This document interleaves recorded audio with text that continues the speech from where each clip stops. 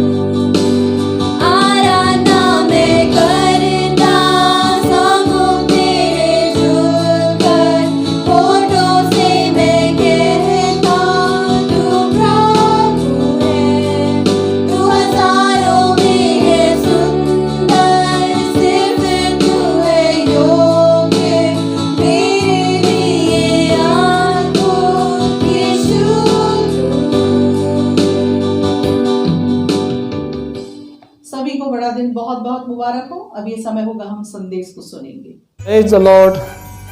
परमेश्वर का धन्यवाद हो, परमेश्वर के एक अच्छे उपहार के लिए जो कि सारी मानव जाति के लिए है। और क्रिसमस सुनते ही बच्चों के दिल खुशी से झूम उठते हैं, परिवारों में खुशी आ जाती हैं।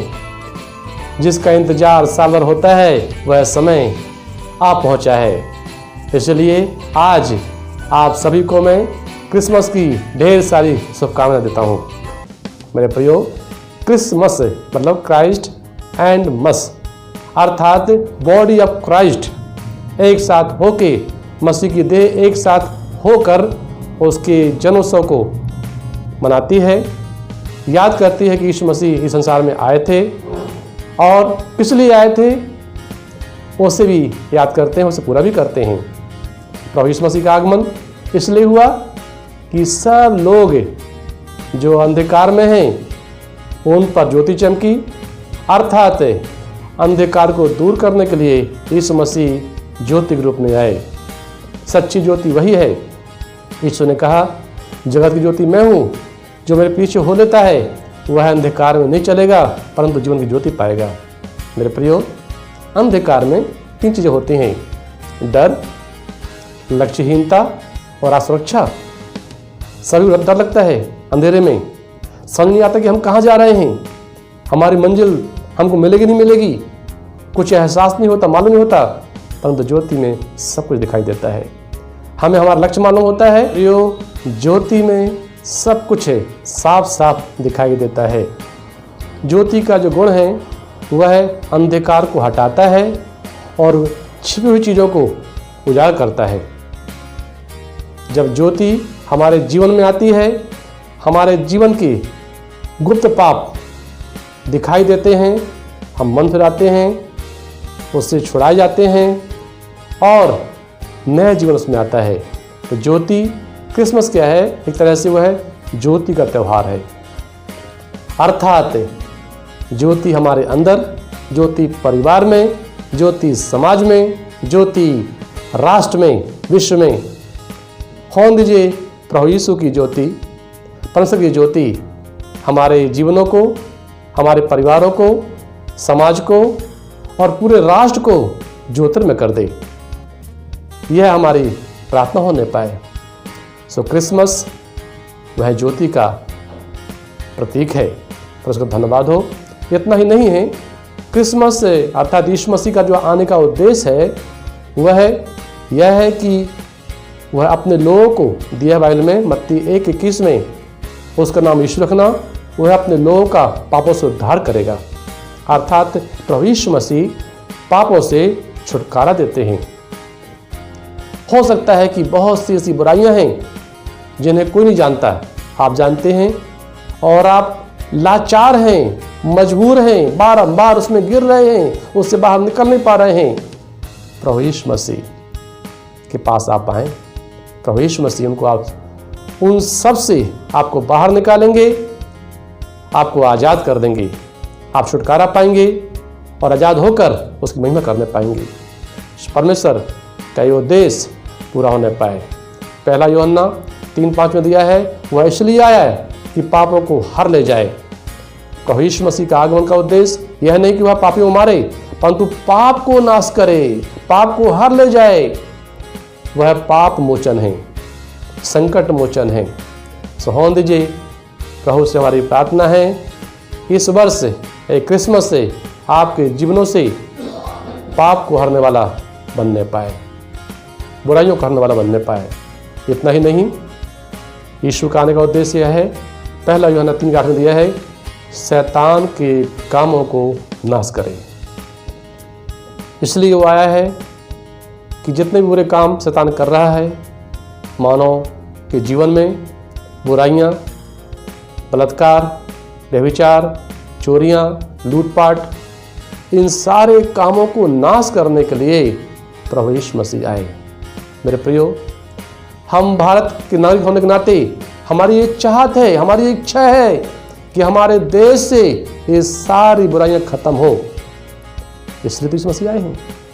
यीशु मसीह किसी के नाम को, जाति को बदलने नहीं आए हैं, परंतु स्वभाव को बदलने आए हैं, जीवन बदलने आए हैं। होने दीजिए परमेश्वर आपके जीवनों में आए और आपके जीवनों को ज्योतिर्मय, आनंद में, शांति में और इतना ही नहीं, खुशियों से परिपूर्ण कर दें। प्रभु से हमारी यही प्रार्थना है।